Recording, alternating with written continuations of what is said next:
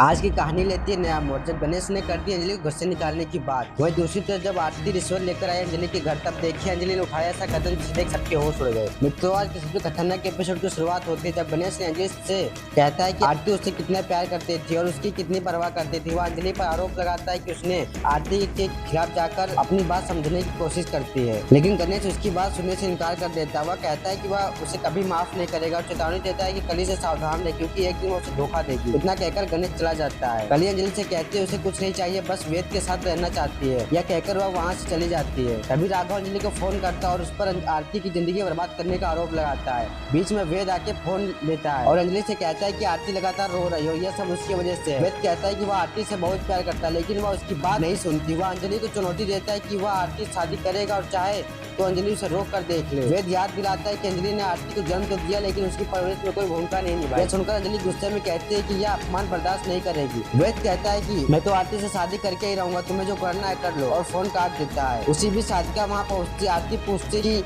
वह क्यों आई है। साधिका पूछती है क्या आरती ने गणेश को कोई तोहफा दिया। जब आरती उसके लहजे पर सवाल करती है, साधिका कहते हैं गणेश ने उसे पालने में बहुत मेहनत की है, अब उसे उसका जीवन आसान बना देना चाहिए। आरती सहमत हो जाती है। साधिका सुझाव देती है माइक्रोवेव ओवन, कार या फ्रिज। आरती मान जाती है और वेद के साथ शॉपिंग करने चली जाती है। साधिका सोचती है कि अब जब आरती सारे तोहफे अवस्थी हाउस लेकर जाएगी तो अंजलि का गुस्सा फूट पड़ेगा और मुस्कुराती है। अब आता है कहानी में ट्विस्ट। जब गणेश पद्मा से चाय मांगता है, पद्मा कहती है कि दूध खराब है क्योंकि फ्रिज काम नहीं कर रहा है। तभी गणेश देखता है कि कुछ लोग नया फ्रिज लेकर आ रहे हैं। वह पूछता है कि ये लोग कौन है। तभी आरती अंदर आती है और कहती है कि यह दिवाली गिफ्ट। गणेश कहता है कि तो बहुत महंगा होगा।